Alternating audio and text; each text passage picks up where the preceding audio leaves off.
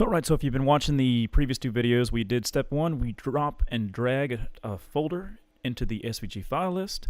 We were checking out the SVGs that we were wanting via the preview, and now we need to add files to our import queue list. Okay, so this over here is the import queue list, and we covered in the last video on how you can select these. You can select multiple, but these are the buttons over here that you will interact with in moving items over to the import list over here. You know, think of this as a bucket, and you're trying to fill up the bucket with what you want to put in your library. Okay, so with that said, you know, we're going to go ahead and move some over. So you can select singly, which I did right there, and I hit the move to import list. Okay, so that's how you move it over to that list.